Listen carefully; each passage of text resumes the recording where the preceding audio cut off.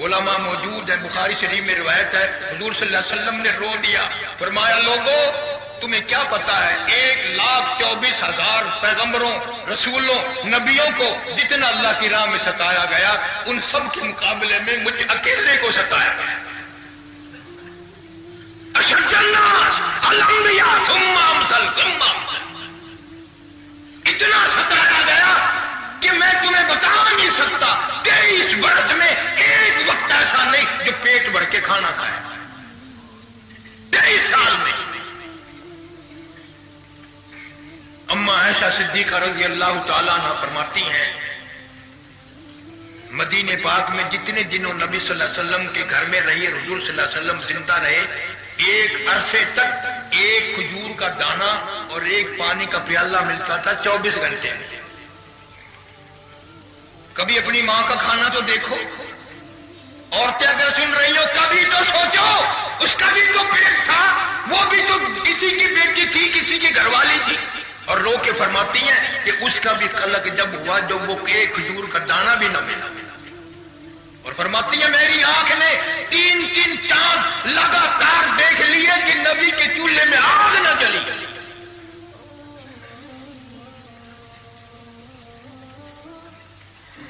قدرت کی تقسیم تو دیکھو، فرعون کے پاس دولت ہے، قارون کے پاس دولت ہے، حامان کے پاس دولت ہے، شداد کے پاس دولت ہے، اور نبی کے پیٹ میں پتھر بندھے ہوتے ہیں۔ ویسے کہتا اللہ پاک میرا محبوب ہے، سارے جہان کا سردار ہے، اور پیٹ میں 2 پتھر بندھے ہوئے ہیں۔ اگر اللہ کو دولت سے پیار ہوتا تو نبی کا گھر سننے سے بنتا۔ پتا چلا کہ اللہ کو دولت سے پیار نہیں بلکہ فاقے سے پیار ہے، اور ہم اس میں راضی نہیں۔ اگر ہم راضی ہو جائیں تو ایک دن میں بات بدل سکتی ہے، ایک دن میں۔ اگر ہمارے یہاں تو بات چیت کا نظام بھی ایسا ہے، وہ ایک چوڑیاں بیچنے والا اپنی چھبڑی میں چوڑیاں لے کے بازار میں آ گیا، آگے مل گیا میری برادری کا راجپوت، یوں لاٹھی مار کے کہنے لگا کیا ہوئے، اور کہنے لگا ایک دفعہ اور کرتے کچھ بھی نہیں۔ اسی طرح ایک دفعہ اور کرتے کچھ بھی نہیں۔ کیا حال ہے، کس طرح کام بنے، بس لوگوں کو عادت پڑ گئی ہے۔ کبھی اس مولوی کے پاس آ گئے، کبھی اس پیر فقیر کی دعا کر دینا، دعا کر دینا۔ ارے دولت کے لیے تو رات دن تم مارے مارے پھرتے ہو، اور سارے کاموں کے لیے کہتے ہو دعا کر دینا۔ یہاں لکڑ منڈی موڑ پہ بہت دنوں کی بات ہے، ڈاکٹر سید صاحب بیٹھے، اچھا آدمی اللہ سلامت رکھے۔ جب شروع میں دکان کھولی تو ہم دوستوں کو بلایا، بوتل پلائی، مٹر کھلائے، بوندیاں کھلائی۔ شیخ ستار کہنے لگا کہ دعا کرو ڈاکٹر صاحب کی دکان خوب چلے۔ میں نے کبھی بوتل کے پیسے لے لے، بوندی کے پیسے لے لے، میں تو دعا نہیں کرتا۔ لوگ بیمار ہو گیا گھر کوٹس کی دکان چلے، میں دعا کیوں کروں گا؟ بوتل پلائی ہے، پیسے لے لو، کیا بات ہے؟ دعا کا تماشا بن گیا۔ وہاں مسجد میں آ جاتے ہیں جمعہ والے دن اکثر۔ ایک دن ایک نوجوان آیا کہ جی دعا کر دینا میری دادی فوت ہو گئی۔ اب عادت ہے ہر آدمی پوچھ رہے، تو میں نے کہا یار بیمار تھی؟ نہیں تھی۔ میں نے کہا پھر کیا ہوا؟ کہ جی VCR دیکھ رہی تھی، دیکھتی دیکھتی لیٹ گئی اور مر گئی۔ میں نے کہا جلدی جا دادی کی قبر پہ لکھ کے حضرت VCR شہید رحمت اللہ علیہ، اور دادی کا عرس بھرنا۔ اتنی نیک دادی جو VCR کے سامنے مر گئی۔ ایک بات اور بھی تو سوچو، جس خاندان کی دادی ایسی ہو اس کی پوتی کیسی ہوگی؟ یہ ہمارا معاشرہ ہے، یہ دعائیں ہو رہی ہیں۔ کبھی کوئی آئے گا جی ابا جان نشتر میں ہے، دعا کر دینا، خدا ہی قسم مر گیا ہوں، لٹ گیا ہوں، قرض دار ہو گیا ہوں، ڈاکٹروں نے میرے چمڑا پاڑ لیا، بکائے کی دعا کروں؟ بس جی یہی دعا کر دینا، اللہ پاک یا ادھر کر دے یا ادھر کر دے۔ اصل پروگرام ادھر کا ہی ہے۔ اور اس اولاد کو کوٹھیاں بنا کے دو، بنگلے بنا کے دو، اور ان کو طرح طرح کی سہولتیں دو۔ تو بیمار پڑ گیا تو تیرے مرنے کی دعائیں مانگتے پھرتے ہیں۔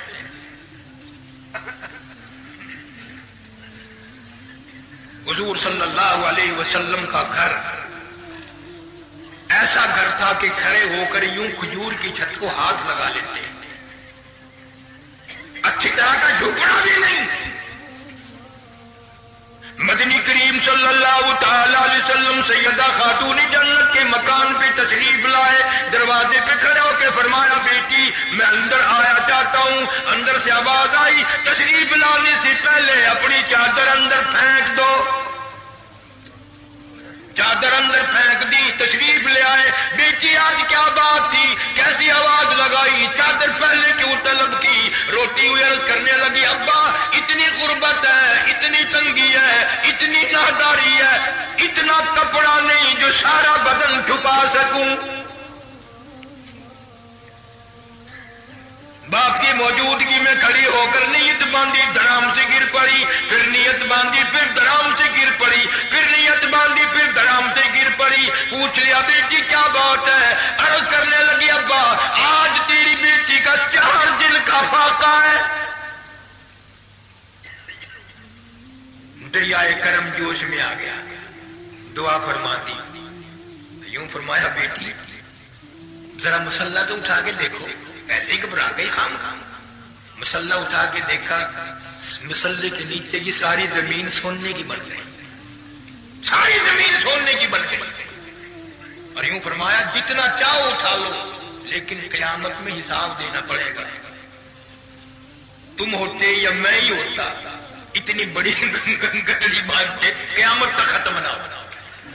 ہاں لیکن جب ابا کی زبان سے یہ لفظ قیامت سنا اور حساب کی بات سنی، میں تمہیں قسم اٹھا کے کہتا ہوں فاطمہ الزہرا نے 4 دن کے فاقے والی نے تھوک دیا سونے اور مسلح ڈال دیا۔ ابا فاقے منظور ہے، قیامت کا حساب منظور نہیں۔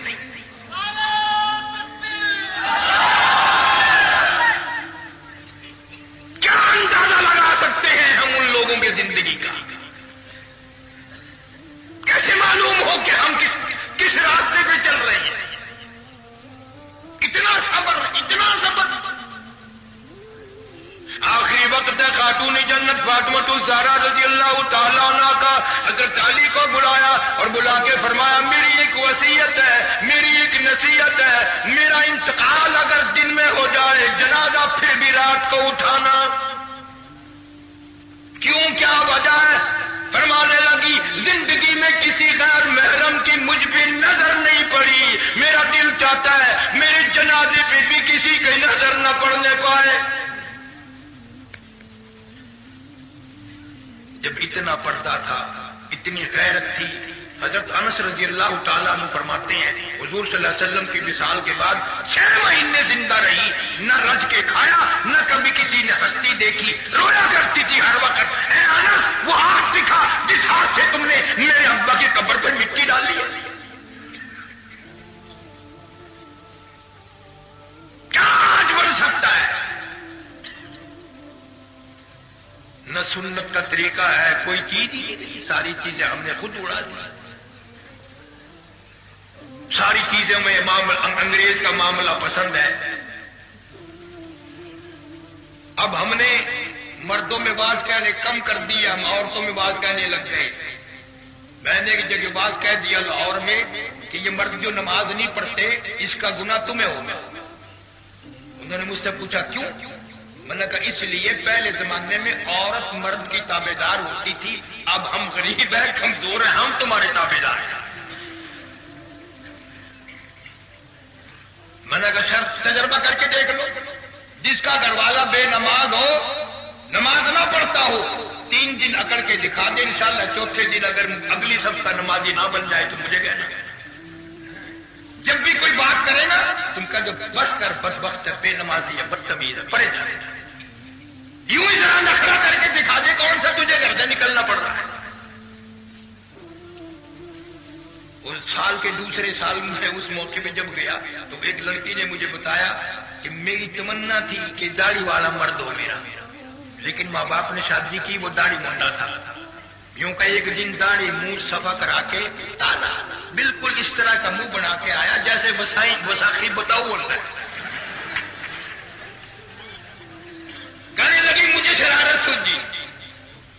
کیا کیا، آرام سے بیٹھا تھا، اس کے سر پہ اپنا دوپٹہ ڈال دیا اور سامنے شیشہ کر دیا کہ دیکھ لے تیرے منہ میں میرے منہ میں کوئی فرق ہے.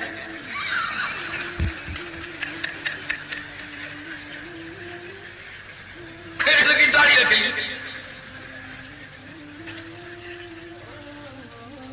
یہ داڑھی جو لوگ منڈواتے ہیں ان عورتوں کے ڈرتے تو منڈواؤں ہیں، ورنہ کوئی وزن تھوڑی ہے. ہم جو داڑھی رکھتے ہیں مزدور تھوڑے لیے پھر رہے کہ ہاں یار داڑھی چبا.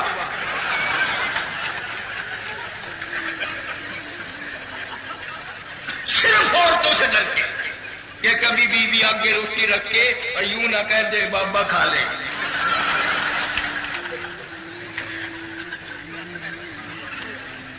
اندازہ لگاؤ یہ ساری چیزیں اس معاشرے میں آئی ہیں اور خامخواہ آئی ہیں. کوئی حقیقت نہیں ان چیزوں کی. اسلام کو تو کافر لوگ بھی بہت اچھے طریقے سے جانتے تھے. سیدہ ام حبیبہ سب کا حضور سے رضی اللہ تعالیٰ عنہ، ابو سفیان رضی اللہ تعالیٰ عنہ کی بیٹی ہے، سرکار مدینہ صلی اللہ علیہ وسلم کی گھر والی ہے، مومنوں کی ماں. خود فرماتی ہیں کہ جس یہودی سے میرا پہلا نکاح تھا وہ میرے سامنے بیٹھا تھا اور رات کو میں نے خواب دیکھا. خواب یہ دیکھا کہ آسمان کا چاند ٹوٹ کر میری گود میں آ گیا. تو ام حبیبہ فرماتی ہیں میں نے اپنے خامن کو بتایا کہ رات میں نے خواب دیکھا ہے اور جب سے خواب دیکھا میرا دل خوشی سے مسرور ہے.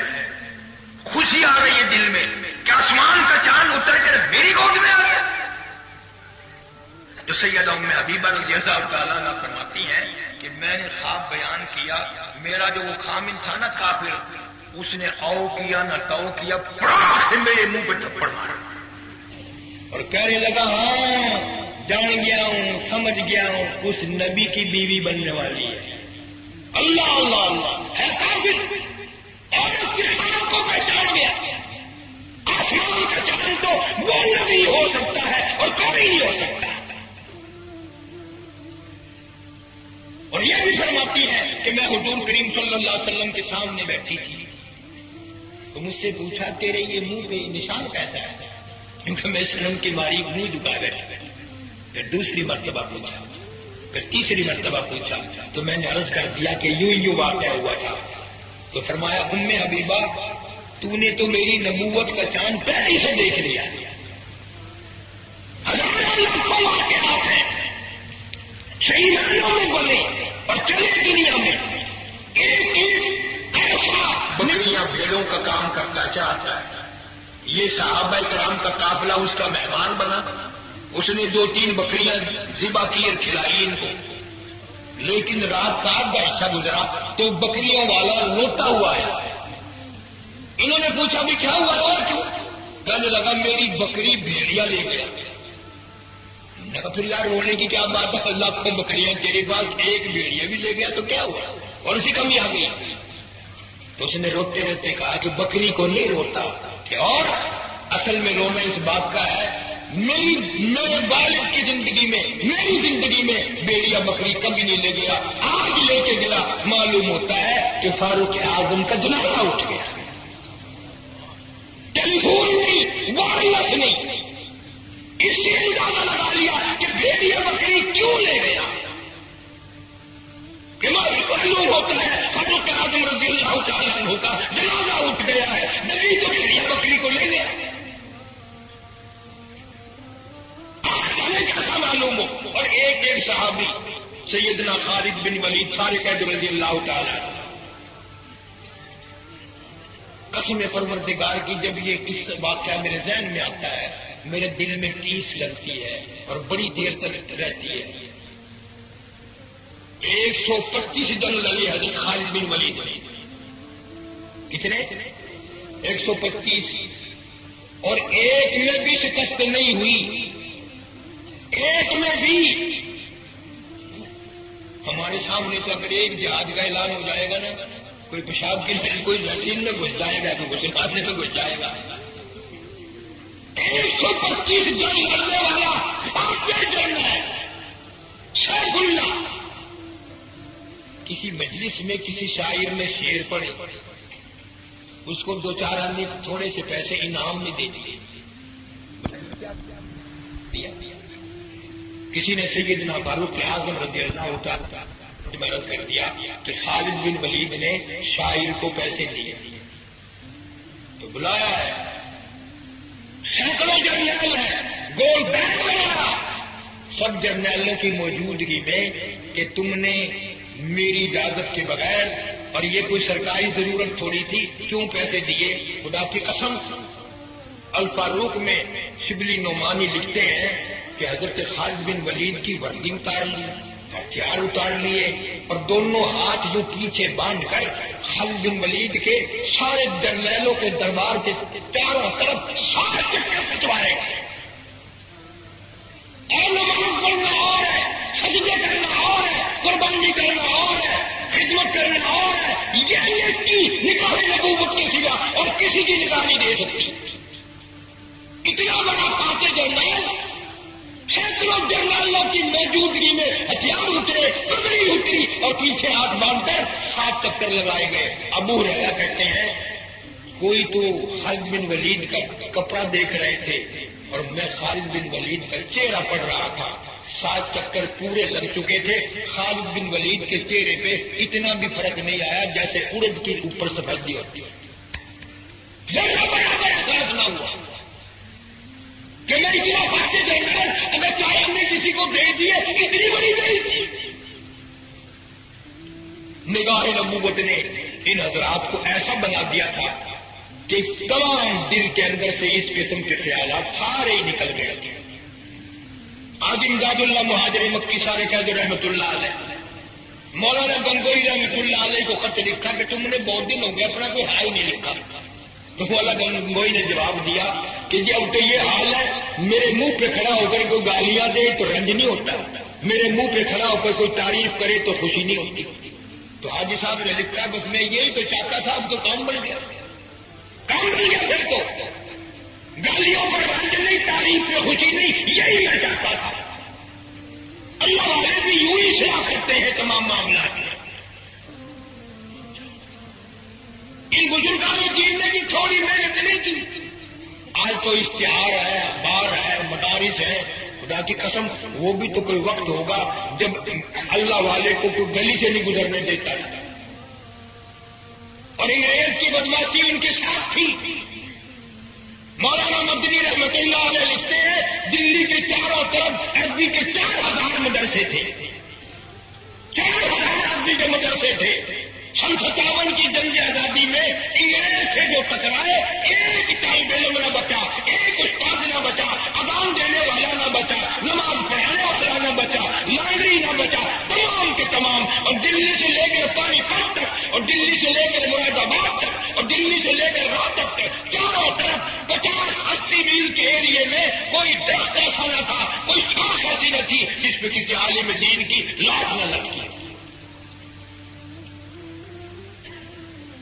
تم ہمیں دیکھ کر باتیں کرتے ہو کہ مولوی کا کوئی اعتبار نہیں. ٹھیک ہے ہمارا اعتبار نہیں، لیکن ہمارے بڑے بہت کچھ تھے، قربانیاں دی ہیں. آج نواز شریف کی وزارت، صدر اسحاق کی صدارت، اور یہ ڈی سی کی ڈی سی پڑا، اور یہ گورنروں کی گورنریاں علماء دیوبند کی قربانیوں کے صدقے میں ہے.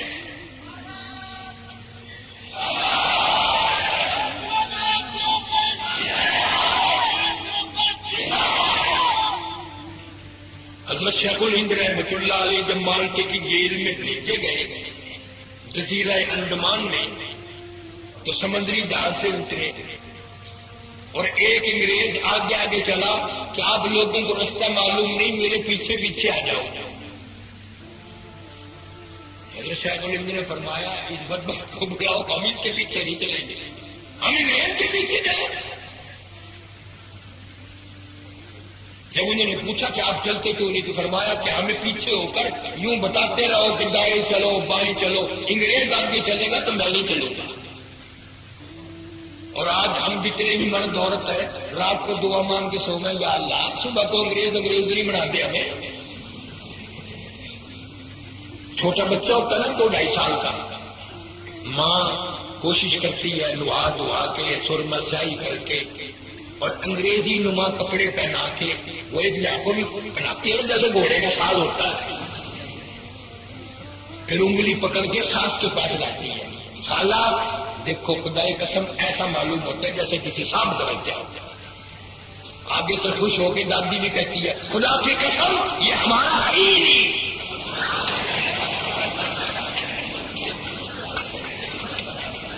تصدیق کرتی ماں نے بھی دادی نے بھی مرضی پڑھائی ہے.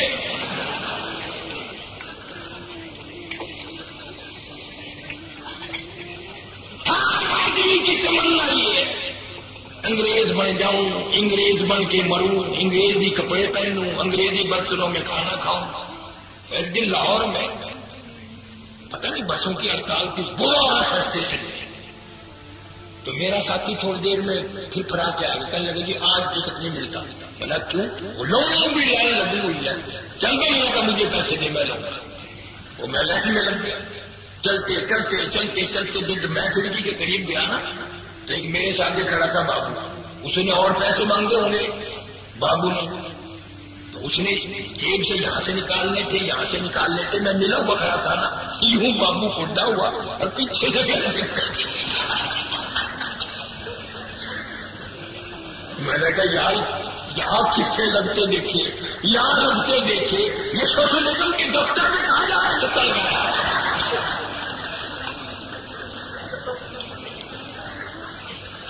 انگریزی کھان لیتے ہوتے رہے. اب سردی کے موسم میں دیکھنا اثر کے بعد پارکوں میں گراؤنڈوں میں یہاں ڈال لیں گے پیچھے چل بول رہی چھوڑیے یوں نکال. دیکھنے والے کو فکر آ جاتی ہے یہ بندوبست کہاں سے نکالتا ہے.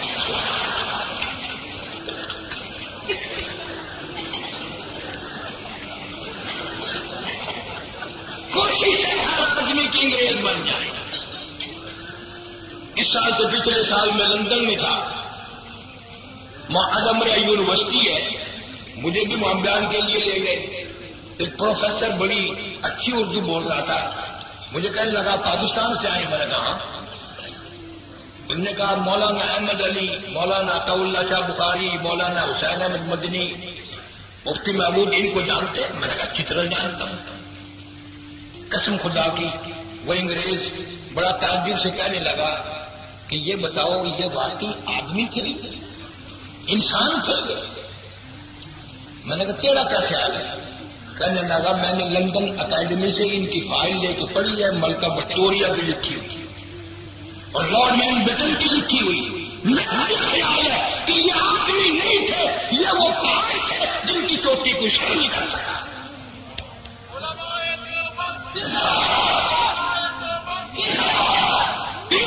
ان کے حضرات نے کتنی قربانی دی اور بغیر کسی انعام کے، بغیر کسی سلے کے اللہ کے نام پر ایک نہیں لاکھوں نے سر کٹا دی.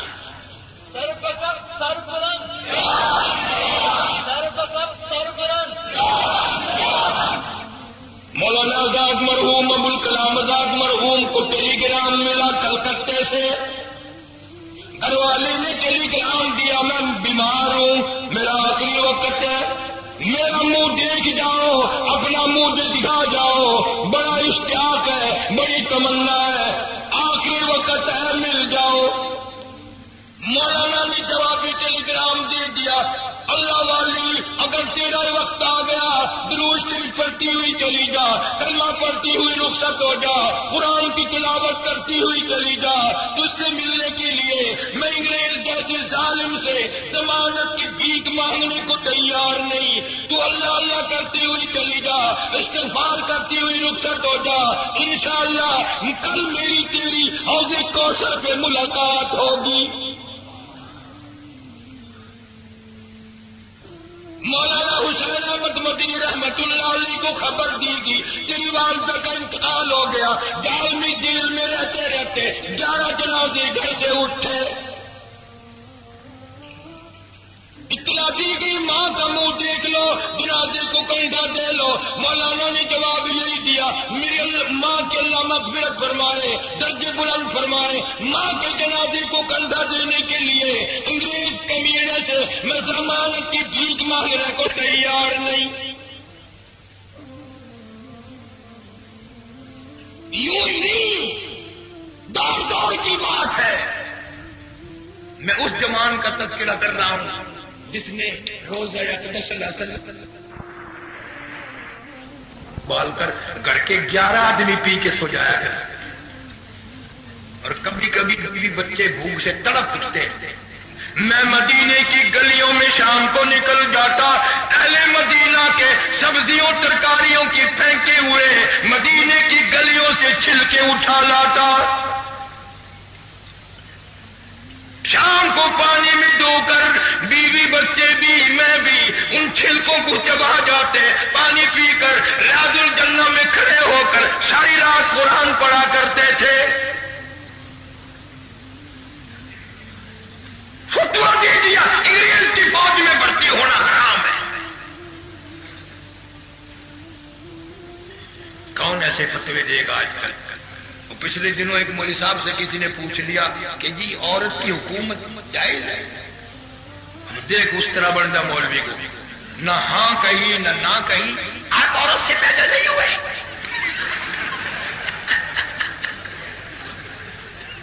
گھر میں بہن بیٹی عورت نہیں ہے، سب کو نکال دیا آپ نے.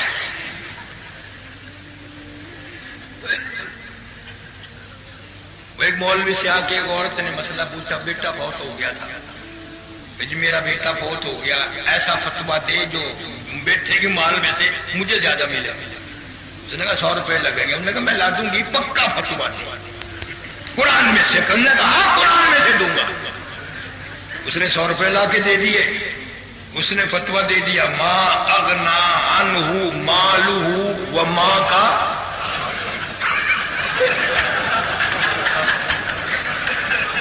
سارا مال ماں کا ہے.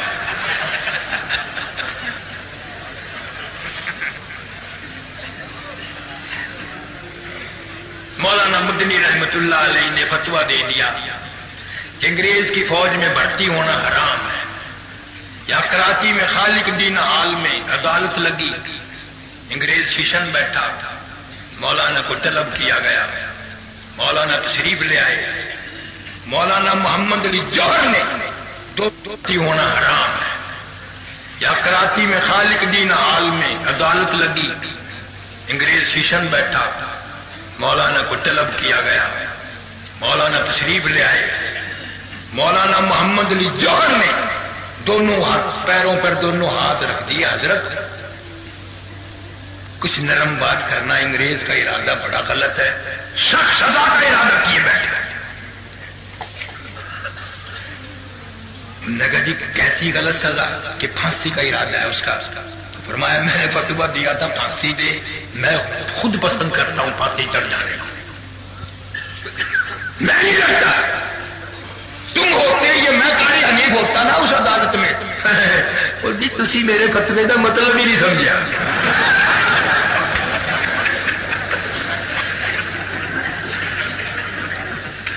سو چکر کاٹ جاتا. یہ تو ان اللہ والوں کی شان ہے. حیات مسروری کا تعدیل لئی دکھ ہو چل دینے جڑے قوم کی بندے نے دلیر ہوندے.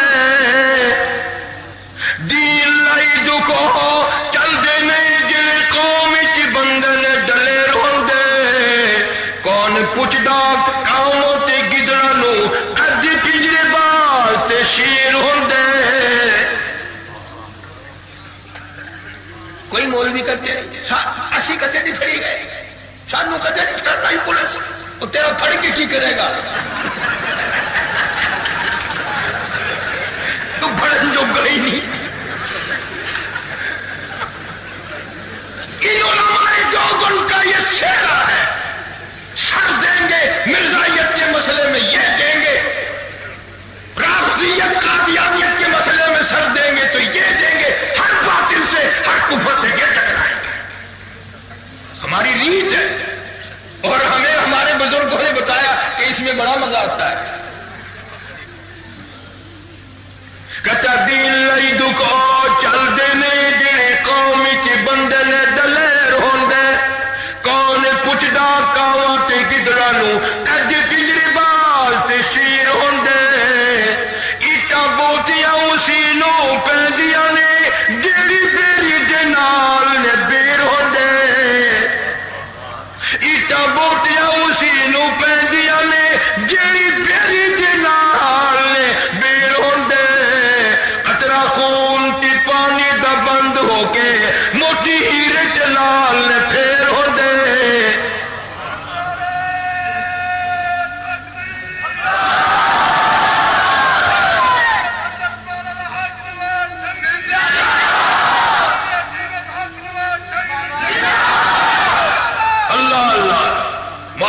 मदनी रहमतुल्लाह अलैह से अंग्रेज ने पूछा कि आपने फतवा दिया है कि हमारी फौज में भर्ती होना हराम है?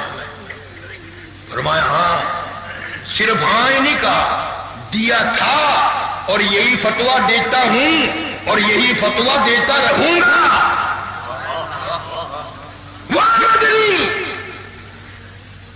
कसम है परवरदिगार की, 16 महीने हजरत की जूते में बैठा था। ऐसा मालूम होता था कि अगर उन दिनों में मौत आ जाती तो कौन पूछने वाला था जन्नत में कि तुम किधर जा रहे हो? दिल मानता था। 850 तालिब इल्म सिर्फ दौरे हदीस में था। ये मौलाना मोहम्मद उमर साहब पालमपुरी मेरी उसी दौरे हदीस की क्लास में थे। हम दौरे हदीस के साथी हैं देवबंद के। कोई बात थी, कोई तालिब इल्म थे, आंसू रुमाल खरीदना पड़ता था हर तालिब इल्म को आंसू साफ करने के लिए। तो शिमाइल तिरमिज़ी कारी मोहम्मद तैयब साहब रहमतुल्लाह अलैह पढ़ाते थे। वो सीरत के पैकर थे। अल्लाह अल्लाह अल्लाह, क्या बात थी। तो मौलाना मदनी ने जवाब दिया कि दिया नहीं था, अब भी यही दूंगा फतवा, यही देता रहूंगा। अंग्रेज ने पूछा मालूम है इस फतवे की सजा क्या है? उन्होंने कहा सजा देना तेरा काम है, सजा भुगतना मेरा काम है, तू बता। कहने लगा इसकी सजा फांसी है। तो मौलाना ने यूं कपड़ा बगल में से निकाल के मेज पे रख दिया। फरमाया ये क्या? तो फरमाया अल्हम्दुलिल्लाह मैं देवबंद से कफन साथ लेके आ गया।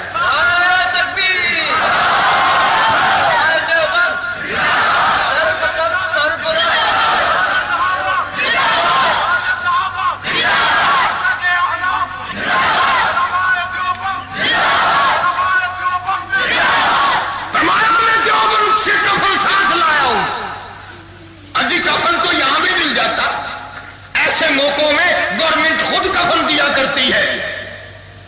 फरमाया जिस गवर्नमेंट की सारी उम्र मुखालफत की उसका कफन पहनकर कब्र में जाते हुए शर्म आती है।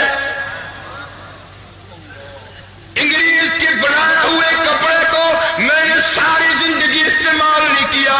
अंग्रेज का कफन पहनकर कब्र में जाना भी मैं पसंद नहीं करता।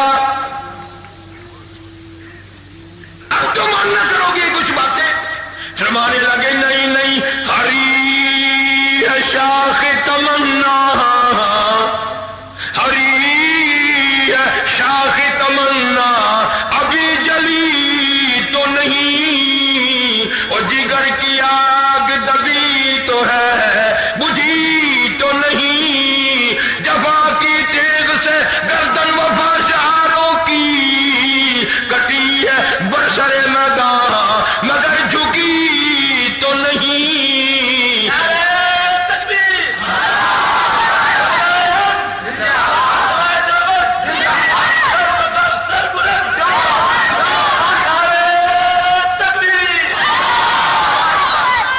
अंग्रेज के दौर में मौलाना याह्या अली पटना वाले बुजुर्ग हैं उलमाए देवबंद में से, गिरफ्तार कर लिए, केस चलाया बगावत का, फांसी का हुक्म हो गया, कोठरी में बंद कर दिया फांसी की।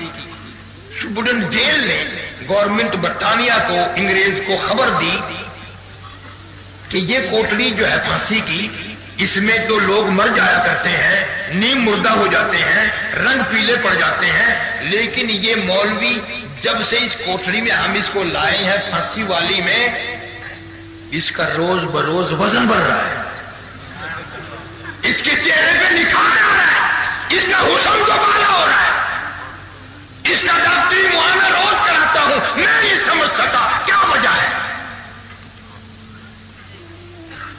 आखिरी अंग्रेज गवर्नमेंट की टीम आई और मौलाना को बाहर निकाला और निकाल के पूछा कि मौलाना हमारे डॉक्टर भी आजिज हैं, ये रोज एक शेर आपका वजन बढ़ जाता है, ये तो ऐसी जगह है जहां बड़ों बड़ों के वजन कम हो जाते हैं, कहीं तो पहले ही मर जाते हैं, यूं ही कानून लटकाने पड़ते हैं,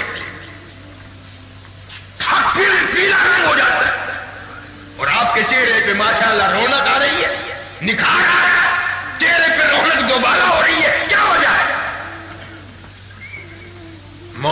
فرمایا اصل وجہ بتاؤں کہ ہاں بتاؤ کہ میں جب سے قرآن پڑھنے لگا ہوں نا اور جب سے یہ آیت پڑھی ہے مجھے شہادت کا بڑا شوق ہے.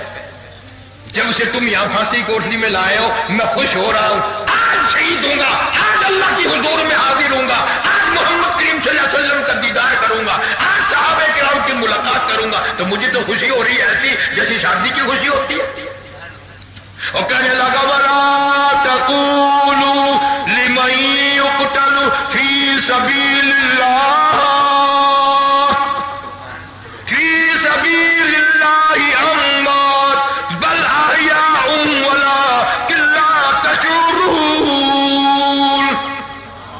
اللہ فرماتے ہیں میرے نام پہ مر مٹنے والوں, میرے نام پہ جان دینے والوں, میرے نام پہ سر کٹانے والوں, میرے نزدیک تم اتنے اونچے ہیں. پوری کائنات کو میں حکم دیتا ہوں تمہیں اس مرنے والے کو مردہ کہنے کی اجازت نہیں.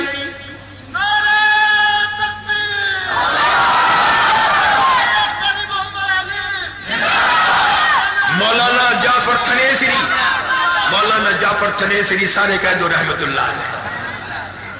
میری راجپوت برادری کا جوان ہے, ضلع کرنال تحصیل تھریسر کا ذمہ دار ہے. مولانا محمود الحسن حضرت شیخ الہند رحمت اللہ علیہ کے ہاتھ پہ بیعت کر بیٹھا. اللہ اللہ, انگریزوں کو پتہ چل نہیں تھا. آج کل تو مرید اس لیے بنتے ہیں نا لوگ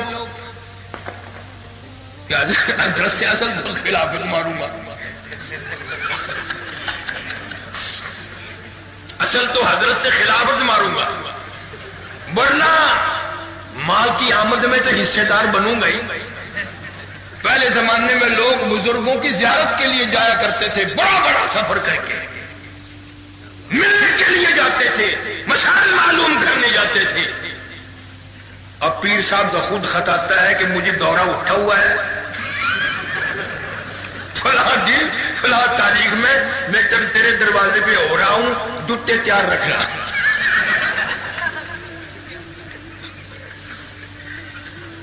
خود دورہ بناتے ہیں, فلاں دن فلاں جگہ پہنچیں گے, فلاں دن فلاں جگہ پہنچیں گے, فلاں دن فلاں مرید کی ایسی تیسی پھیریں گے.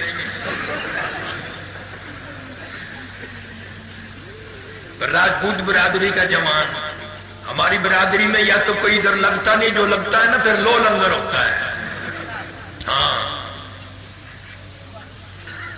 مولانا عبد القادر صاحب سب کہہ دو رحمت اللہ علیہ. تمہیں پتہ بھی نہیں میں کتنے بڑے آدمی کا نام لے گیا. میں نے اس جوان کا نام لیا ہے جو عطا اللہ صاحب بخاری مرحوم کا بھی پیر تھا. مولانا حبیب اللہ, مولانا عبداللہ, ہزاروں, مولانا محمد علی جلندری, ساروں کا پیر تھا مولانا عبد القادر صاحب رائے رحمت اللہ علیہ. اتنا بڑا ولی خود لکھتے ہیں کہ جب وہاں یہ ضلع سرگودے میں ڈڈیا کی جگہ ہے, یہاں کے رہنے والے تھے, تو اللہ اللہ سیکھنے کے لیے مولانا عبد الرحیم صاحب رائے پوری رحمت اللہ علیہ کے یہاں پہنچے. نہ وہاں کھانے کا انتظام, نہ پکانے کا انتظام. خود لکھتے ہیں کہ ایک مرید مکئی کاٹتا, یوں ہی توے پہ گرم سا کرے اور دے دے. ایک دن میں نے کہا یہ یار پکا دو دیا کر. کہنے میں چل رہا, تجھے کسی نے بلایا, تیرا کیا خیال ہے سسرال میں آیا ہوا ہے؟ فرماتے ہیں میں نہ بولا, وہ کچا آٹا ہی بھاگا, 7 برس گزر گئے. قسم پروردگار کی, حضرت پوری فرماتے ہیں پیٹ میں کیڑے پیدا ہو گئے کچے آٹے کی وجہ سے, جو نیند نہیں آنے دیتے تھے. 7 برس تک یوں ہی کچا آٹا پھاکا. وہ کئی میرے پاس آ جاتے ہیں, اب جی وہ ذرا کچھ آپ سے فائدہ لینا چاہتا ہوں. ایک دن وہ بھی آیا تھا تمہارا پیر سپاہی, پیر سپاہی. اندازہ لگاؤ بھلا جب یہ سارے سپاہی جب پیر بن گئے تو یہ سارے جیب کترے اب دال نہیں.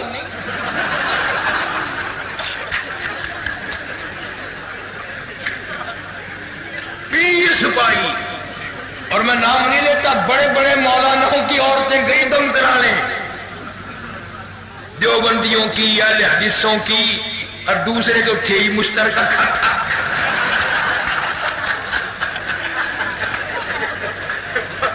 اور وہ ایسا شیطان تھا, لاؤڈ اسپیکر کے سامنے بٹھا کے لاکھوں کو سپیکر کی طرح منہ کر کے کہتا تھا اپنی اپنی کھول دو.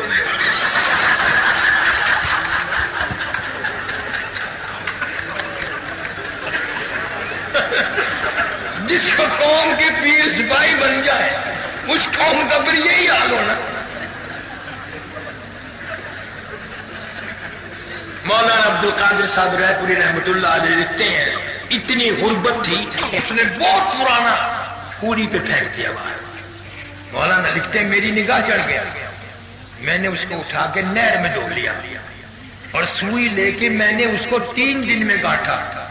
3 دن میں گاٹھا, 14 سال اسی میں گزار دیا. اب دل تو میرا بھی کرتا ہے ولی بن جاؤں, تیرا بھی کرتا ہے ولی بن جاؤں. یہ پر کا کچا اچھا تیرا باپ پھنکے گا.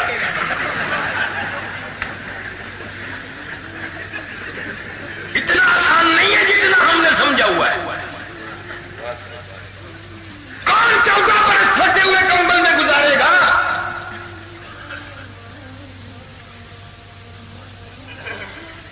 کہاں سے وہ ولی بن سکتے ہیں؟ نہ اتنی مشقت اٹھائے نہ وہ بات ہم میں آئے. پھر پتا کتنا بڑا ولی بنا. ارواح ثلاثہ میں لکھا ہے کہ ایک سرکاری آدمی جو ملازم تھا اس کے پاس ایک قتل کی فائل تھی,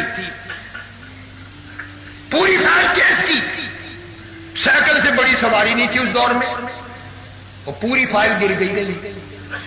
اب یہاں تک نوبت آ گئی یا تو فائل ملے ورنہ جس سے گم ہوئی اسی کو پھانسی لگا دو. اتنا پریشان جس کی انتہا ہو گئی. بڑے بڑے بزرگوں کے یہاں گیا دعا کرانے. ایسے موقعوں میں کہاں نہ جائے آدمی. تو کسی نے بتا دیا یار رائے پور بھی چلا جا, حضرت صاحب سے دعا کرا. اب وہ گیا. پہلے لوگوں میں ادب بڑا ہوتا تھا, 1000 کا مجمع بیٹھا رہتا تھا, اللہ والے کچھ بات کرتے تھے سب سنتے تھے. اب ہم تو اتنے بڑے ولی ہیں جو ہماری چاروں طرف آ جاتے ہیں نا, تھوڑی دیر میں سر کو پیٹتے سب ہمارا دماغ آ جاتا ہے. ادب مانے رہا, بولنا ہی نہیں وہ. تو حضرت صاحب فرمانے لگے بھائی آج تو مٹھائی دیکھو نا کون سی دکان پہ اچھی بنتی ہے. سہارنپور شہر کی بات, رائے پور بستی ہے باہر. بھائی مٹھائی کون سی دکان پہ اچھی بنتی ہے؟ کسی نے کہا اس دکان پہ, کسی نے کہا اس دکان پہ. تو حضرت صاحب فرماتے ہیں بھائی ایک سرگوجے والوں کے نام سے بھی دکان ہے نا, ان کے یہاں بالو شاہی اچھی بنتی. اچھا یہ جو تھا نا دعا کرانے والا, یہ کہنے لگا لو گر ہاتھ آ گیا, نہ محنت کرنی پڑے نہ خوشامد کرنی پڑے, درویش ہے فقیر ہے, پتہ نہیں کتنے سال ہو گئے مٹھائی کھائے ہوئے, مٹھائی لاؤں گا خود بخود دعا آ جائے گی.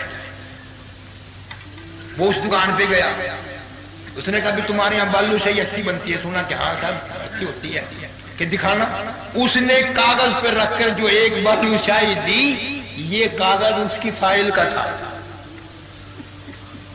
یہ کاغذ اس کی فائل کا تھا. وہ کہنے لگا اس کے ساتھ کا اور کاغذ کے ساتھ ہی ردی کی ٹوکری میں دیکھ لو, آج ہمارا ساری فائل مل گئی. اب ہم تو کوئی دوسرے ہوتے نا تو ہم کہہ دیتے علم غیب تھا. ہم تو نہیں کہتے. ایک دن گاڑی میں ایک پیر سے مرید ملا, حال پوچھا. پیر مرید نے کہا جی میری بھینس مر گئی. وہ کہنے لگا تجھے میرا خط نہیں ملا؟ کہ نہیں, کہ میں نے پہلے خط لکھا کہ تیری بھینس مرنے والی ہے. اچھا وہ پولیتھن لگا رہا تھا. میں مولوی کیسے چپ رہا ہوں, میں اپنی سوٹی لے کے آہستہ آہستہ قریب ہوتے ہوتے اس مریض کے پاس جا بیٹھا. میں نے کہا حضرت صاحب سے یوں پوچھ لو بھینس کے مرنے کا ہی پتا ہے یا اپنا ہی پتا, آپ تو بتاؤ کس دن مرو گے. بھینس کے مرنے کا پتا چل گیا اور اپنے مرنا نہیں بتاتے.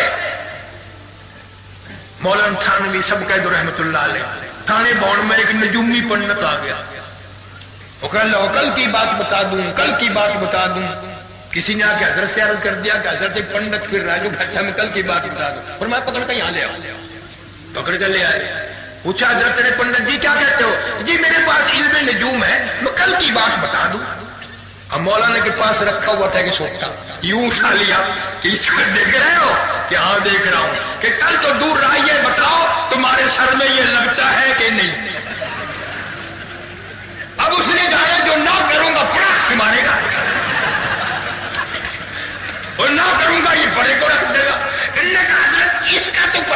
सकता। फरमाया गधे, आंखों से देख रहा है, इसका पता नहीं, कल का तुझे कैसे पता? इन लोगों को क्या है, यूं ही लूटते रहते हैं। ईमान कमजोर है, लोग फंसी चढ़ते रहते हैं। जून का महीना था, कितने सालों की बात है।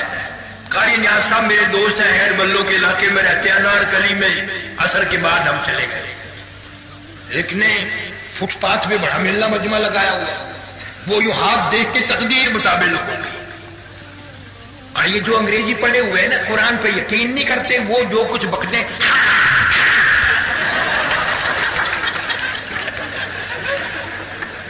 बड़े बड़े लिखे बड़े लोग थे। और वो किसी को बता रहा था कि तेरी नौकरी अच्छी लग जाएगी, वो बड़ा खुश होकर जा रहा था। और किसी को वो कहता था तेरी फर्स्ट क्लास लेडी से शादी होगी, वो बाबू तो चौड़ा ही हो जाता था। मैंने अपने दोस्त से कहा यार मैं भी हाथ दिखाऊं। उन्होंने कहा नहीं, फसाद हो जाएगा। मतलब क्यों फसाद होगा, ये सारी दुनिया दिखा रही है, मेरे हाथ दिखाने से फसाद होता है। 1 रुपया दे मुझे निकाल के, मैंने रुपया देना। मैंने जाके यूं बड़ा घुस के गया लोगों में से, मुश्किल से यूं नीचे गोंडे रख के यूं गुडन बच्चों की तरह चल के गया मैं। और मैंने जाके मैंने कहा ये 100 रुपया, उसने ले लिया। फिर मैंने कहा मेरा हाथ देखो, मेरी शादी हो सकती है कि नहीं? उसने कहा यहां अच्छे भले नुल्लम दी,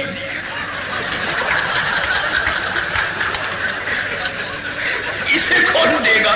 मेरा हाथ अच्छी तरह देखा भी नहीं, यूं झटक के कल होना है, तेरी शादी नहीं हो रही। मैंने कहा तेरे बाप के 8 बच्चे खेल रहे हैं।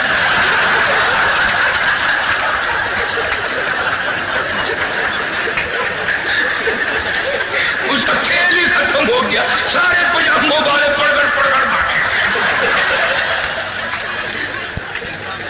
ये ज़हनियत है, ये इल्मियत है। अंदाजा लगाओ, कहीं चिड़िया पर्चे खींच रही है इंसान के मुकद्दर की। लाहौल वाला कुव्वत इल्ला बिल्लाह।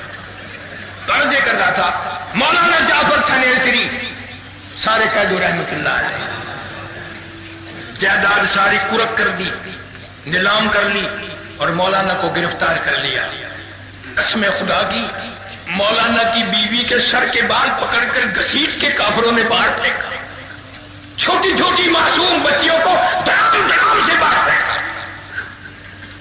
मौलाना फरमाते हैं जब गिरफ्तार करके लेके चले, एक फिक्र दिल में आया कि कैसे वक्त पास होगा, अकेला हूं।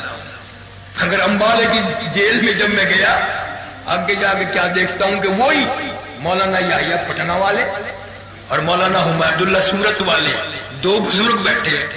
मैंने तो सिजदे शुक्र अदा किया कि अब अच्छी कटेगी। 2 पहले बैठे हैं, एक मैं आ गया, अब हम 3 हो गए। तो अंग्रेजों ने हमारे पैरों में 10-10 शेर लोहे के कड़े बनाकर डाल दिए और लाहौर की तरफ चलाया। घोड़ों को मारने वाले चाबुक मार मार के चलाया, पैदल चलाया। मौलाना जाफर थानेसरी रहमतुल्लाह अलैह फरमाते हैं जब नमाज का वक्त आता, हम आंखों में इशारे करके जमीन पे बैठ के तयम्मुम करते और हम तीनों नमाज पढ़ते। जब रुकू करते, 4 अंग्रेज पूरी ताकत से कोड़े मारते, चाबुक मारते।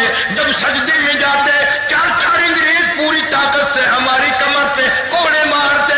और मौलाना लिखते हैं हम सजदे में इतना लंबा सजदा करते कि सुभान रब्बियल आला 70 दफा कहते। रुकू में सुभान रब्बियल अज़ीम भी 70 दफा। और यूं फरमाते हैं जो उस सजदे में आया, मजा आया था, वो फिर सारी जिंदगी में नहीं आया।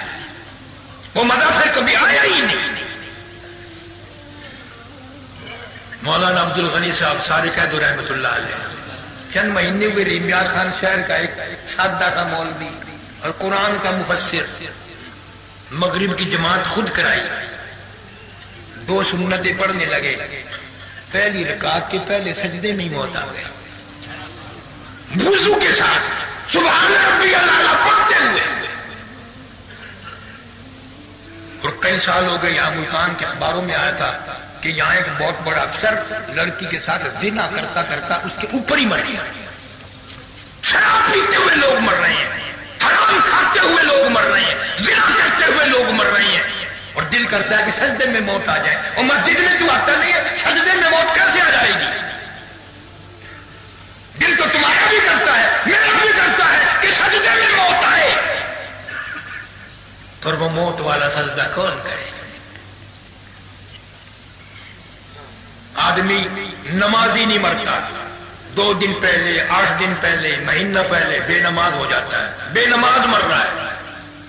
फिर चलो मैंने माना तुम में बड़े बड़े हाजी बैठे हैं, नमाजी बैठे हैं, लेकिन हम हालत ये बनी हुई है, बड़ा नमाजी है, बड़ा हाजी है, बीवी की गोद में मौत आई वो बेनमाज, दी की झोली में मौत आई वो बेनमाज, बेटे के हाथ में मौत आई बेटा बेनमाज, दामाद के हाथ में मौत आई दामाद बेनमाज, डॉक्टर के हाथ में मौत आई डॉक्टर बेनमाज, नर्स के हाथ में मौत आई नर्स बेनमाज, अस्पताल में मौत आई मैयत को बाहर खींच कर लाने वाले बेनमाज, गाड़ी को चलाने वाला ड्राइवर बेनमाज, फिर गाड़ी में से तेरी मैयत को घसीट कर घर में ले जाने वाले बेनमाज, तेरे कफन का इंतजाम करने वाले बेनमाज, तेरे गुस्ल का इंतजाम करने वाले बेनमाज, सबसे पहले घर से तेरे भांजे भतीजे बेटे जनाजा उठाने वाले बेनमाज, तेरी कब नमाज जनाजा में शामिल होने वाले अक्सर बेनमाज, तेरी कब्र खोदने वाले बेनमाज, तेरी कब्र पर मिट्टी डालने वाले बेनमाज।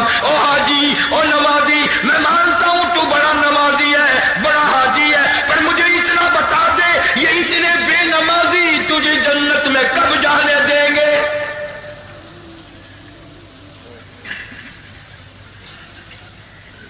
नमाजियों के हाथ की तुम्हें रोटी नहीं मिलती। हमारे सामने मिसाल है, क़िबला मौलाना अहमद अली साहब लाहौरी रहमतुल्लाह अलैह ने सारी जिंदगी में बेनमाज के हाथ का टुकड़ा नहीं खाया, पानी नहीं पिया। तुम कहते होगे वो जी इन्हों लोगों के खलीफे होंगे, बड़े नमाजी होंगे, वो पका देते हो सब। नहीं, इम्तिहान भी हुआ। कराची से समुद्री जहाज से तिम्बर जहाज में सवार हुए, हज के लिए जा रहे हैं, जहाज का रोटी पकाने वाला अमला बेनमाज है। 13 दिन में जहाज लगा गद्दा, नमाज तो उन्होंने न पढ़ी और 13 दिन लगातार फाका लाहौर ही निकल दिया, 13 दिन का फाका भुगता दिया। असल तो हमारे घरों का भी यही हाल है, घर वाले ये नमाज पढ़ती। और फिर एक और आदत पड़ी है, सुबह को चौखट के पास जाके जैसे नौकर नहीं करता, रोटी पकाने की तकलीफ ना करना, होटल से खा लो। और ये होटलों पे जो छोकरे आटा गूंथते हैं ना, मलते हैं, पता है कभी यूं आगे से खुजाया, कभी यूं पीछे से खुजाया, नमक डालने की जरूरत ही नहीं रहती।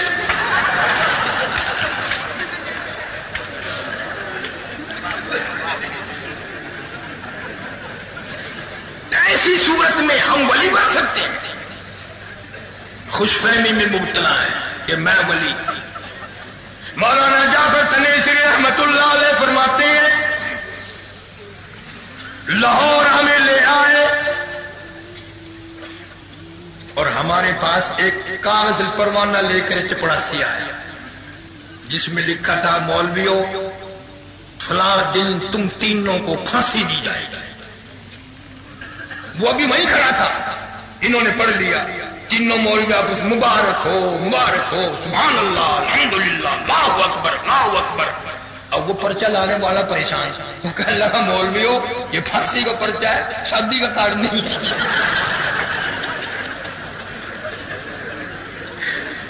तुम उछल रहे हो, तुमसे पढ़ना नहीं आया, शादी लाओ मैं पढ़ के सुना दूं। फिर मैं हमने पढ़ लिया। इसी के लिए तो जद्दोजहद हो रही है, इसी के लिए तो सारी मेहनत हो रही है। इंतजार है इस घड़ी के, कब वो घड़ी आए और कब अपने रब की हुजूर में जाए। मौलाना जाफर तनेसरी रहमतुल्लाह अलैह खुद लिखते हैं, मुझे पिंजरे में बंद कर दिया जिसमें नोकदार तार लगाए, ना मैं झुक सकता था, ना मैं सीधा हो सकता था, ना मैं बैठ सकता था, ना मैं खड़ा हो सकता था। मुझे यकीन हो गया कि मेरा आखिरी वक्त है। मैंने इरादा कर लिया, हर सांस में दुरूद शरीफ पढ़ता रहा और नीयत ये थी मेरा दम निकलेगा तो मेरे जुबान पर दुरूद शरीफ होगा, इंशाअल्लाह मैं कामयाब होके जाऊंगा। मैं दुरूद शरीफ पढ़ता रहा। अचानक مجھے چکر آیا، میں نوکدار تاروں پہ گرا، ادھر مجھے محمد کریم صلی اللہ علیہ وسلم کا دیدار ہو گیا، میری زیارت مجھے زیارت ہو گئی۔ اس لیے فرمایا کرتے تھے لیے پھرتی ہے بلبل، لیے پھرتی ہے بلبل اور چوچ میں گل، اور ڈھونڈتی ہے شہید ناز کی تربت کہاں ہے۔ پرندے بھی ایسے لوگوں کی قبروں کو تلاش کرتے ہیں۔ لوگ کہتے ہیں کہ مولانا حق نواز مرحوم کے ساتھ بڑا ظلم ہوا، بڑی زیادتی ہوئی۔ میں کہتا ہوں شیخ الہند نے شہادت کی دعا مانگی، عطا اللہ صاحب بخاری نے مانگی، مفتی محمود نے مانگی، مگر اس جوان نے پتہ نہیں کہاں بیٹھ کے دعا مانگی، پتہ نہیں موتی والے کے چھانے میں جب الٹا لٹکا کے مارا، جب مانگ لی یمیہ والی کی جیل میں مانگ لی، ادھر دعا مانگی ادھر منظور ہو گئی۔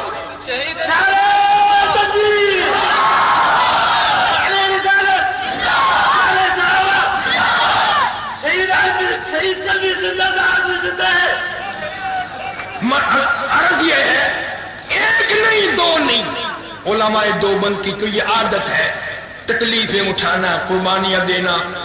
عزیز طالب علموں، اپنے بڑوں بزرگوں کے راہ پہ چلو، علم دین حاصل کرتے وقت ادھر ادھر دھیان نہ کرو، نہایت انعامات کے ساتھ تمہارا وقت ہے ابھی سے قیمتی بناؤ، اور میرے لیے بھی دعا کر دیا کرو کہ اللہ سبحانہ و تعالیٰ کلمے اور ایمان والی موت عطا فرمائے۔ مریض ہو گیا ہوں، اللہ تعالیٰ صحت عطا فرمائے۔ ربنا آتنا فی الدنیا، اللہم صلی وسلم وبارک علی سیدنا و مولانا محمد وعلی آل سیدنا و مولانا محمد مبارک وسلم۔ یا اللہ سب بیماروں کو شفا عطا فرما، یا اللہ اس خیر المدارس کے مدرسے مرکزی مدرسے کو دن دگنی رات چوگنی ترقی عطا فرما، تمام طلباء کو علم بہمل نصیب فرما، اساتذہ کرام کو اخلاص اور اپنی رضا نصیب فرما، معاونین اور خدمت گزار حضرات کے مال و جان میں کروڑوں گنا خیر و برکت عطا فرما۔ یا اللہ ہمارے اساتذہ کے درجے بلند فرما، یا اللہ ہمارے والدین کی آبا و اجداد کی مغفرت فرما، دوست احباب کے مال و جان میں برکت عطا فرما۔ صلی اللہ علیہ حبیبہ محمد وآلہ واصحابہ اجمعین برحمتک۔